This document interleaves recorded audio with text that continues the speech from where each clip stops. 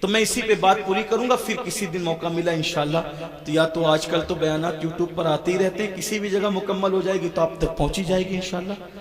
یہ 5ویں بات ہے، لیکن اس کو دھیان سے سنیں، اور یہ آخری بات ہے آج کی محفل۔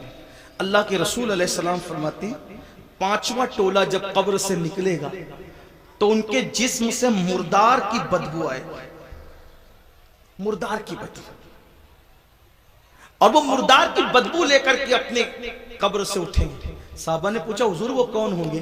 آقا فرماتے وہ لوگ ہوں گے جو دنیا میں چھپ چھپ کر گناہ کرتے، تنہائی میں گناہ کرتے، پوشیدہ طور پہ گناہ کرتے، لوگوں کے سامنے نیکیاں اور تنہائی میں گناہ۔ ایسے لوگوں کے لیے اللہ فرماتا ہے جو لوگوں کے سامنے نیکی کر کے تنہائی میں گناہ کریں، میں ان کے ساتھ اعلان جنگ کرتا ہوں۔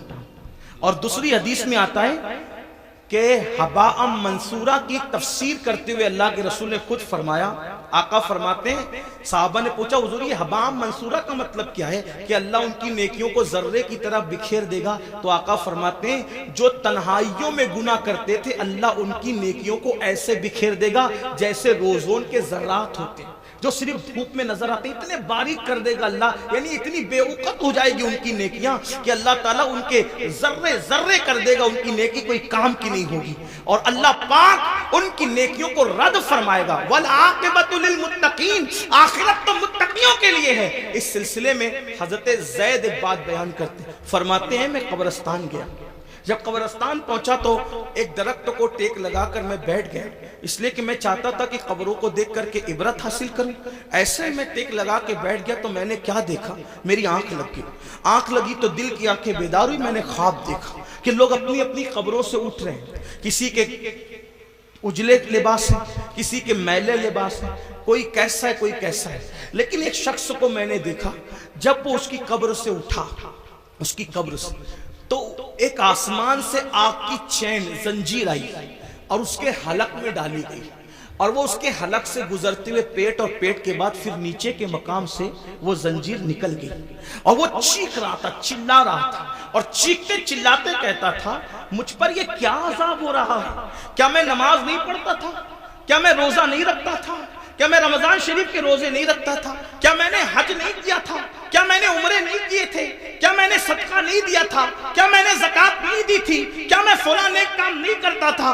غرض کہ وہ اپنی ساری نیکیوں کو گنائے گا گنائے گا گنائے گا، اس کا مطلب وہ گنہگار نہیں تھا، وہ نیکوکار تھا، اس لیے وہ وہاں بھی نیکیوں کو گنائے گا۔ حضرت زید کہتے ہیں جب وہ اپنی نیکیوں کو گنا رہا تھا تو غیب سے آواز آئی بندے تو ساری نیکیاں کرتا تھا، لیکن جب تو اکیلے میں اور تنہائی میں ہوتا تھا تب تو گناہ کرتا تھا، اللہ سے نہیں ڈرتا تھا، تو جس نے تنہائی کے اندر گناہ کیا اللہ نے اس کی نیکیوں کو ضائع کر دیا۔ آپ سے پوچھتا ہوں اللہ کے بندو، نرم نرم گدوں پہ لیٹ کر رات کی تنہائیوں میں چار دیواری میں کیا دیکھتے ہو؟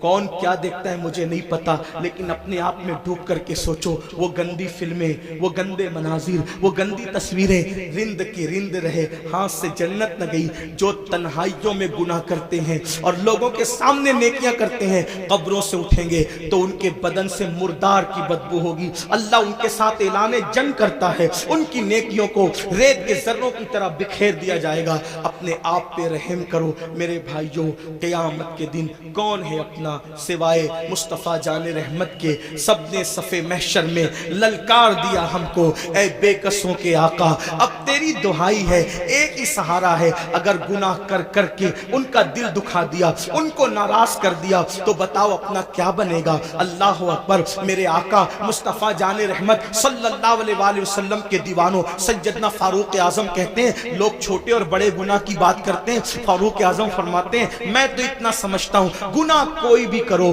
رسول اللہ کے دل کو تکلیف پہنچتی ہے، حضور کا دل دکھتا ہے، کوئی گناہ کرو دل حضور کا دکھتا ہے۔ اب آپ کو سے پوچھتا ہوں چہرے चेहरों से दाढ़ियां मुंडाकर गटरों में फेंकते हो, फारूक आजम कह रहे हैं आका का दिल दुखता है। गंदी फिल्में देखते हो, फारूक आजम कह रहे हैं आका का दिल दुखता है। किसी औरत पर बदनजरी करते हो, आका का दिल दुखता है। मस्जिदों को वीरान करते हो, आका का दिल दुखता है। नमाजों में सुस्ती करते हो, आका का दिल दुखता है। किसी मोमिन को गाली देते हो, आका का दिल दुखता है। इतना रसूलुल्लाह का दिल कब्र अनवर में दुखाओगे और उसके बाद मैदान महशर में जब शफाअत की भीख लेने के लिए उनकी बारगाह में पहुंचोगे, अल्लाह न करे अगर उन्होंने मुंह फेर लिया और मुंह फेर करके ये कहा, ओ मुनाफिक झूठे, मुझसे इश्क का दावा करता था और मेरे दिल को छलनी छलनी करता था, मेरे दिल को दुखाता था, मेरे दिल को तकलीफ पहुंचाता था। बताओ भाइयों, जब सब ने ललकार दिया होगा तो उसी आमिना के लाल का सहारा होगा, मेरे आका अलैहिस्सलात व तस्लीम की शफाअत होगी। अगर वो भी मुंह फेर ले, हालांकि उनके करम से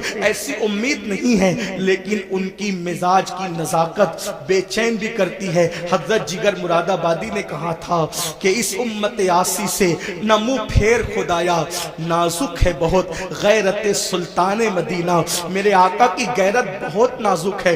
कितनी नाजुक है इतना अंदाजा कर ले।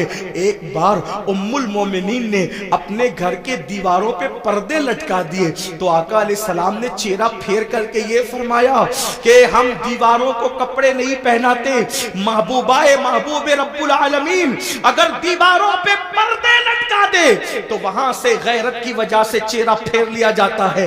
इतने जराइम करके, इतने बड़े मुजरिम बनके हुजूर के दरबार में खड़े रहेंगे, अल्लाह अकबर। अगर उनकी गैरत की नजाकत ने मुंह फेर लिया, कहां जाओगे, किसके पास जाओगे, किसके दरवाजे पे दस्तक दोगे?